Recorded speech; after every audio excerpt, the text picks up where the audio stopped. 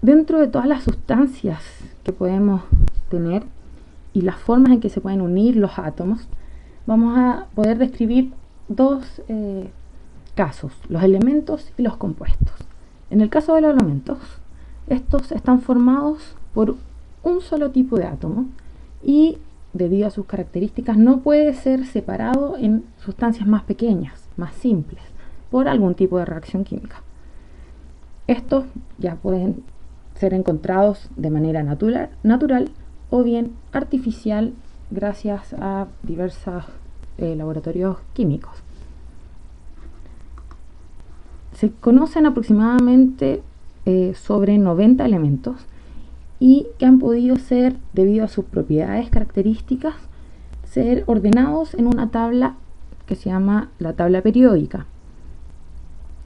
Los que tenemos marcado aquí, hidrógeno, carbono, nitrógeno, oxígeno, fósforo y azufre, son los átomos más abundantes en la Tierra y presentes en gran porcentaje dentro de cualquier organismo vivo.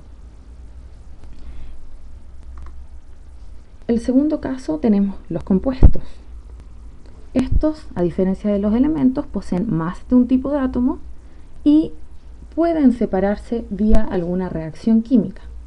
Aquí les muestro algunos casos muy conocidos como es el agua, el amoníaco, el dióxido de carbono que es emitido por nuestra respiración y el agua oxigenada o peróxido de hidrógeno.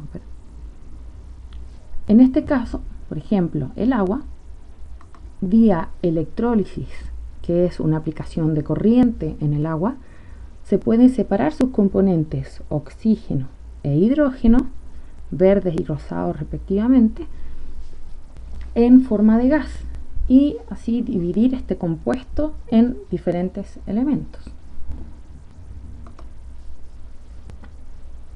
Como habíamos mencionado anteriormente, un tipo de interacción, en este caso elementos y compuestos, es la formación de enlaces, que en este caso es un enlace covalente, ya que a diferencia del enlace iónico donde un átomo entrega un electrón y el otro lo acepta, en este caso los electrones que tienen cada uno de los átomos van a ser compartidos entre ellos.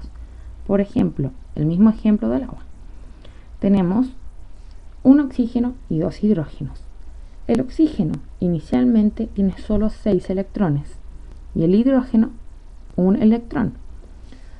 Si todos comparten estos electrones, el oxígeno capta 2 hidrógenos, es decir, 2 electrones, completaría en total 10 electrones y se acercaría mucho al gas noble neón, es decir, mucho más estable. En el caso de hidrógeno va a poder aceptar 2 electrones como similar a lo que es el gas noble helio. Ya sea los elementos o compuestos, estos se refieren a algún tipo de sustancia, ¿cierto? Un material que vamos a tener. ¿A qué me refiero? Sería algo que tiene una composición muy específica, muy reconocida y que obviamente va a tener entonces ciertas propiedades características. Las sustancias puras, como ya he mencionado, sería el elemento o compuesto. Un ejemplo, el agua pura. Es decir, no tiene ningún tipo de impureza, solo tiene una sustancia con una característica. Otro caso es la mezcla.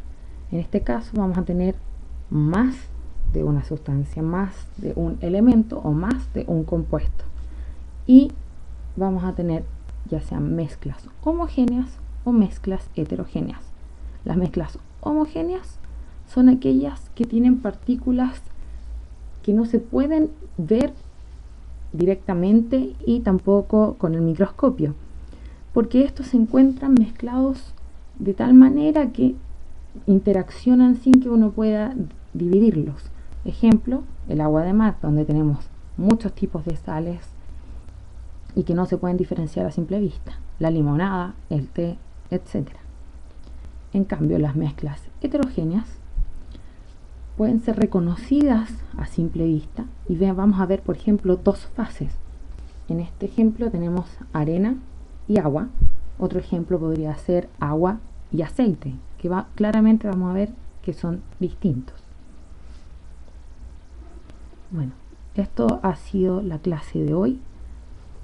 Espero puedan revisar el material escrito. Ahí hay un video también que pueden ver para que les quede un poco más claro la idea. Nos vemos la próxima.